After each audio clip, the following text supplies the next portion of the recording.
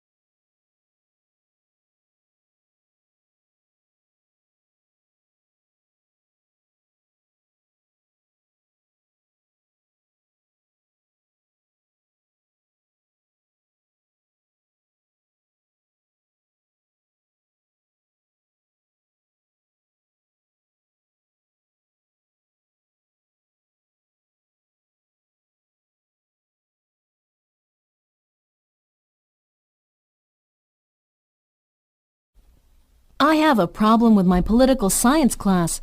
Literally, I know nothing about it and regret taking it. I should have dropped the class. Calm down, Jane. Students take classes to learn. I know, but I am so clueless. I am just not so into the politics, constitution, and laws. And again, the words are so confusing to me. Jane, let me tell you something. Based on my experience, you just need to try. You know, the words may sound difficult, but they are not at all that difficult. Once you get familiar with the vocabulary, basic laws, and events, political science is a very interesting and easy subject. On top of that, you have me to help you.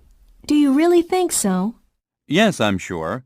Everything's up to you. If you think positively and put effort into it, everything will become easy.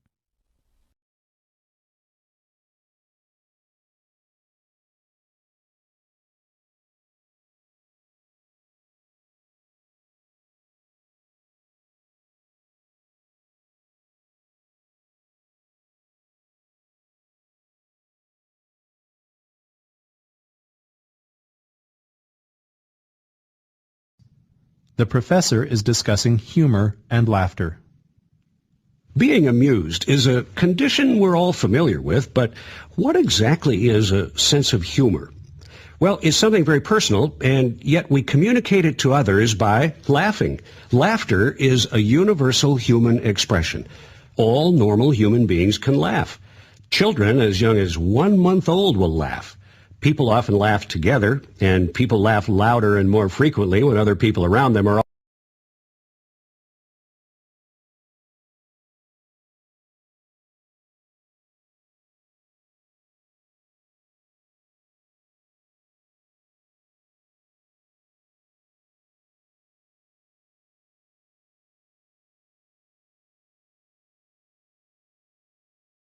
No matter whether we live in the country, the suburbs, or the city, we come in contact with forests every day.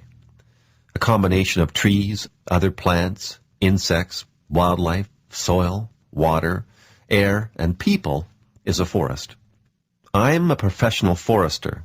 That means I've been trained in the management of forests. Managing a forest is both a science and an art, which is why my education included courses in the biological, physical, and social sciences, as well as the humanities. Doesn't being a forester mean you always work in the woods? Foresters, of course, do work in the woods. More and more, however, they also work in laboratories, classrooms, planning agencies, corporate offices, and so forth. In fact, our professional organization, the Society of American Foresters, lists over 700 job categories. I've always been confused about the difference between a national park and a national forest. In a lot of ways, they're similar. For example, we can camp and hike in both. There is a difference between them. National parks, such as Yellowstone, are set aside and preserved in a near-natural state, mainly for the recreational enjoyment of the public. Our parks are administered by the Department of the Interior. National forests, on the other hand, are administered by the Department of Agriculture. Our forests are managed for their many benefits, including recreation, wood products, wildlife, and water. That means there's a difference between a forester and a park ranger, right? Yes, there are differences.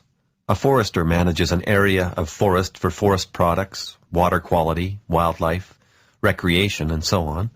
A park ranger, on the other hand, manages an area in a national or state park, mainly for recreation. Another difference is who owns the land. A forester can work on federal, state, or private land, while a park ranger is almost always a government employee. My major is biology, but I'd like to work in the woods, in the area of wildlife preservation. Would that make me a forester or a biologist? Some foresters are primarily biologists, but most foresters majored in forestry management. Foresters and wildlife biologists often work together as a team.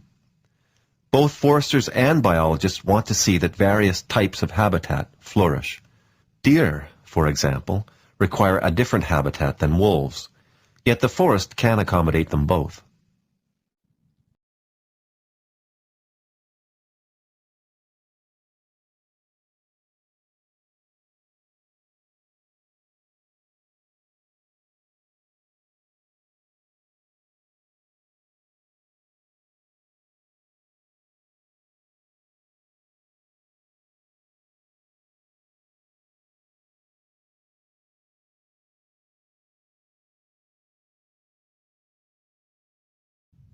The complex process inside a leaf takes energy from the sun and uses it to convert water and carbon dioxide into sugars. During this process, photosynthesis, plants convert light energy into chemical energy. All leaves carry out photosynthesis in basically the same way. First, the pores on the leaf's outer skin open up and take in molecules of carbon dioxide.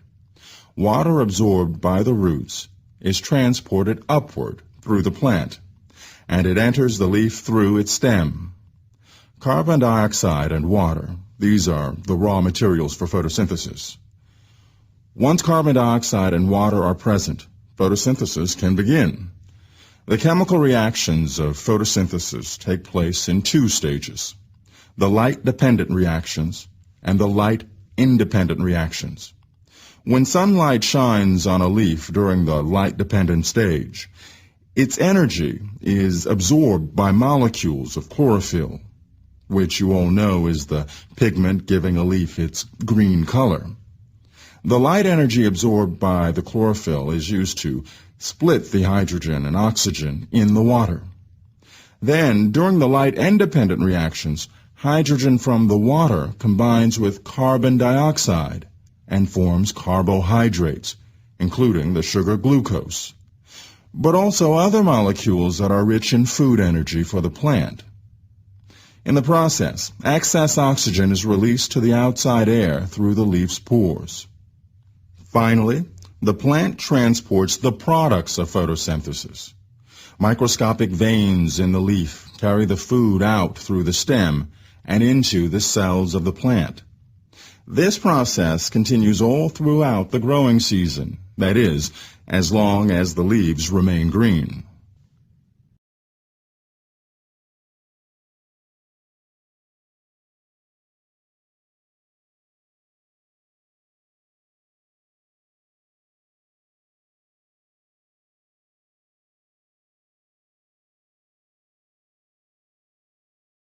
Abandoned pueblos are scattered throughout the southwestern U.S., and at many, archaeologists have uncovered a curious artifact, the skeletons of scarlet macaws. The bird's bright red feathers are known to have been an important status symbol, a signifier of prestige, for people throughout the American tropics and the Southwest, both in the ancient world and today. But macaws are a tropical bird, whose range never extended north of today's U.S.-Mexico border. So how did the Pueblo people obtain the birds? To examine the bird's origin, scientists sequenced mitochondrial DNA found within macaw bones from two sites in New Mexico, Chaco Canyon and the Mimbres region. Turns out nearly 3/4 of the birds had identical mitochondrial genome sequences, meaning the ancient birds came from the same maternal line. That suggests they were all the products of a breeding operation, perhaps in modern-day northern Mexico, rather than a random collection of wild-caught birds.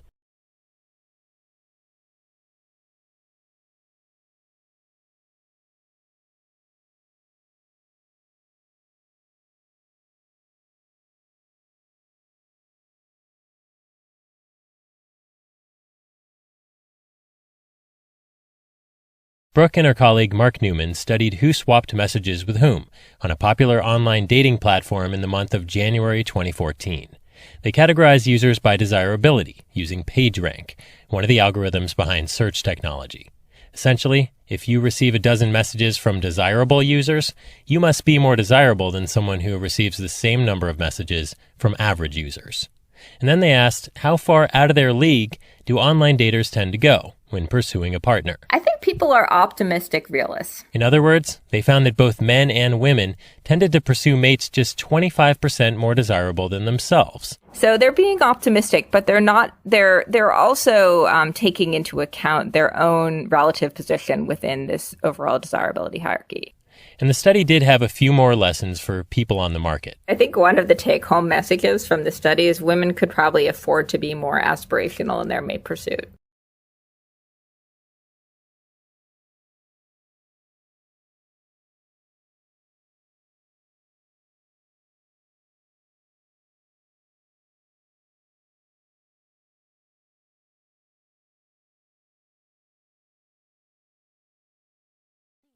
Hi everybody, this is Joe Biden. I delivered a report to President Obama laying out how far we've come since he put me in charge of the Cancer Moonshot. That was back in January. And to lay out a real vision for where we need to go in the immediate future, to do in 5 years what otherwise would take 10, to inject a real sense of urgency into the fight against cancer, and to change the culture and reimagine our system in order to be able to win. You know, when President Nixon declared a war on cancer in 1971, he had no army, he had no resources, and no clear strategy. But after 45 years of progress, funding research, training scientists and physicians, and treating millions of patients, we now have an army. And we have tools, powerful tools. And with the Moonshot, we now have a clear strategy for the road ahead. It matters, folks, because there's a consensus now that we're at an inflection point with science, medicine, technology, all advancing faster than ever and offering real promise. But we can't play by the rules of 1971 when we didn't have this working for us.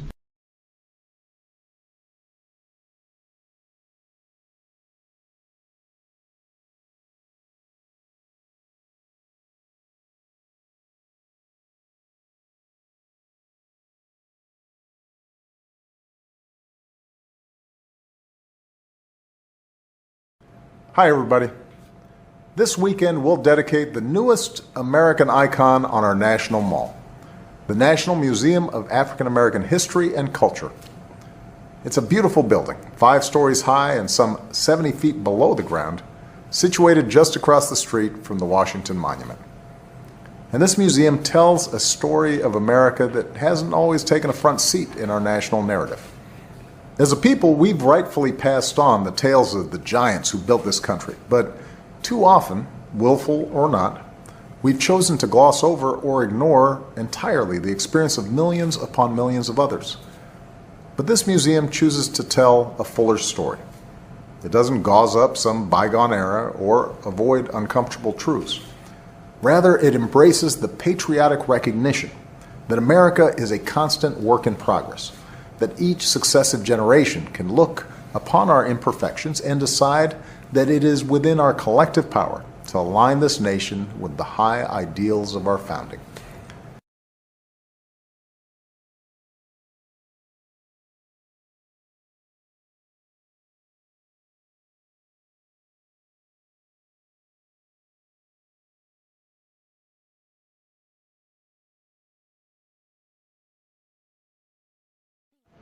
There are a couple different stories you can tell about our economy. One goes like this. 8 years after the worst economic crisis of our lifetimes, our economy has created jobs for 71 straight months.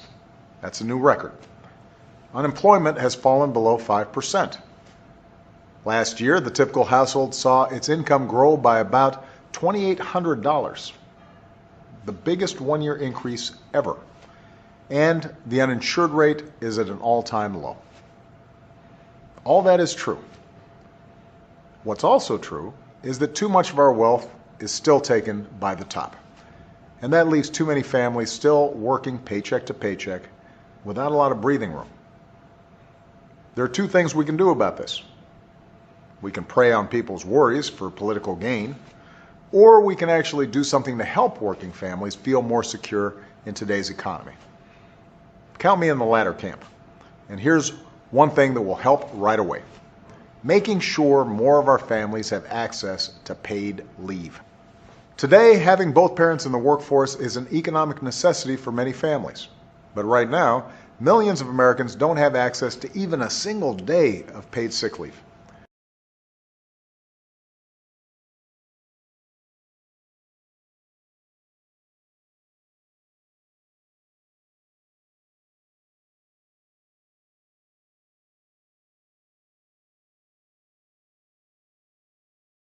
When societies were still mostly rural and agricultural, waste disposal was hardly an issue, partly because people tended to make use of everything, and partly because there was plenty of space to bury rubbish. It was when societies became predominantly urban and industrial that problems arose, mainly to do with health. City authorities had a hard time trying to find efficient ways of getting rid of all the rubbish. One of these was to get people to sort out their rubbish into different types, just as these days we are encouraged to separate our rubbish into different categories for easier removal and recycling. So, for example, kitchen rubbish was set aside and used for feeding animals. However, fears of disease put an end to that.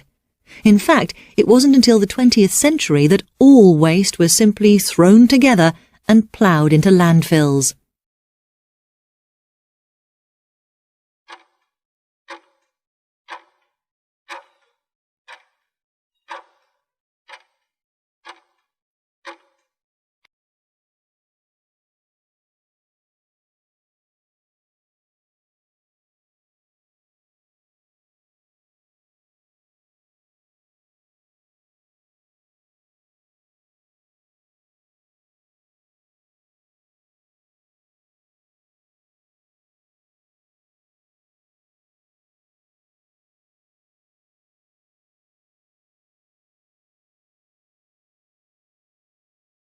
Classified advertisements placed by individuals in newspapers and magazines are not covered by the Advertising Standards Authority's Code of Practice.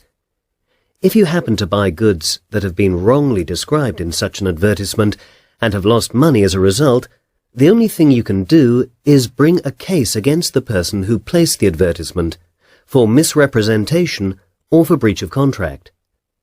In this case, you would use the small claims procedure, which is a relatively cheap way to sue for the recovery of a debt. If you want to pursue a claim, you should take into account whether the person you are suing will be able to pay damages, should any be awarded. Dishonest traders are aware of this and often pose as private sellers to exploit the legal loopholes that exist. That is, they may claim they are not in a position to pay damages.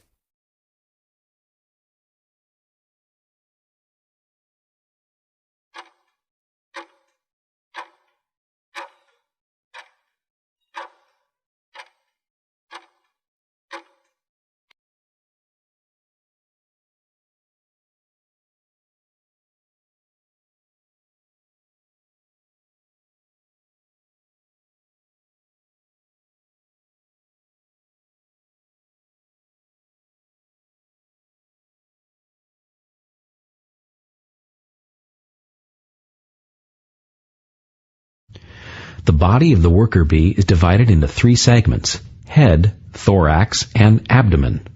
On the head are the mandibles, the jaw-like organs which enable the bees to perform the necessary hive duties and to mold the wax and build their combs. The honeybee's 4 wings and 6 legs are fastened to the thorax. Located in the abdomen are the honey sac and the sting, with its highly developed poison sac. The sting is used by the workers for self-defense and for the protection of their colony. The worker uses her sting only once, for in doing so, she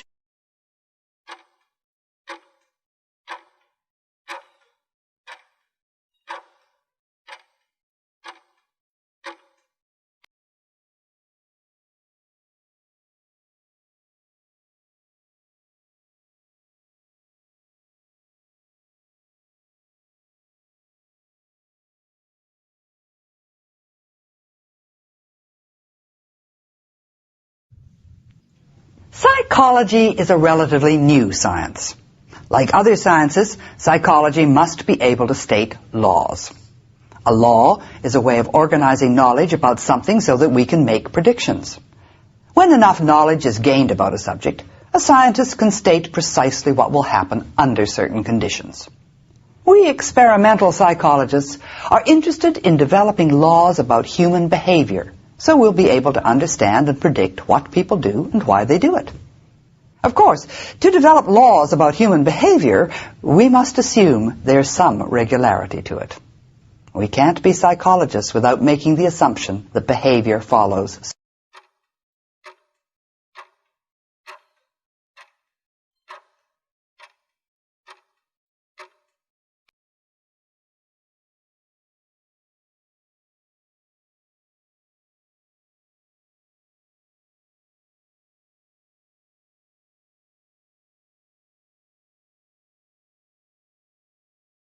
A world-renowned expert on economics and marketing will give a lecture.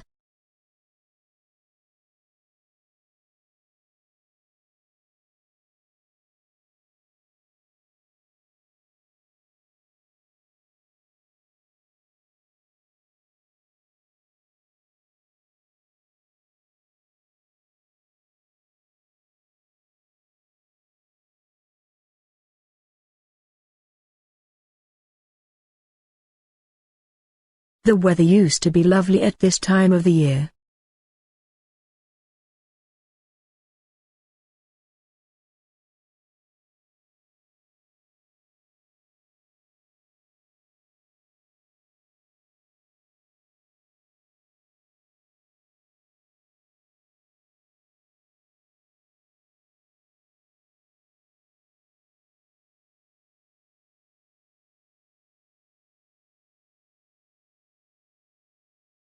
A world-renowned expert of financial management will give a guest lecture.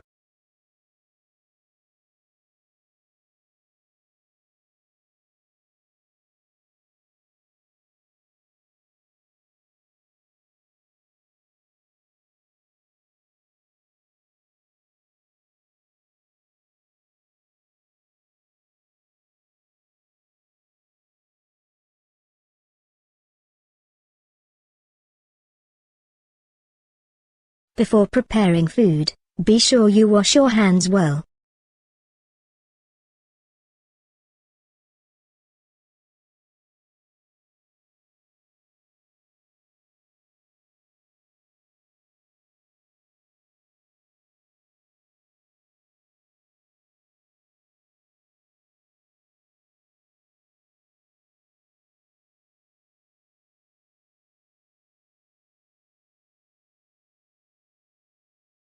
A typical study involves society and science.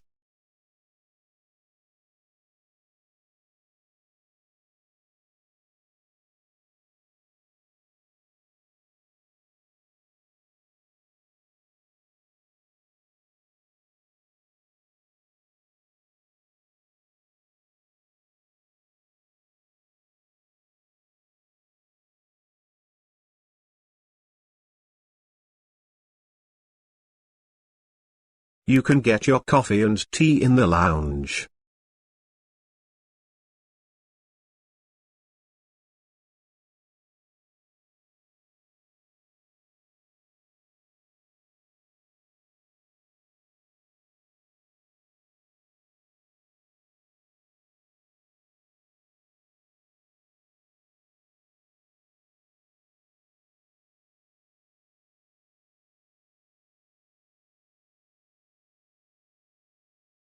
Statistically speaking, the likelihood of this result is extremely low.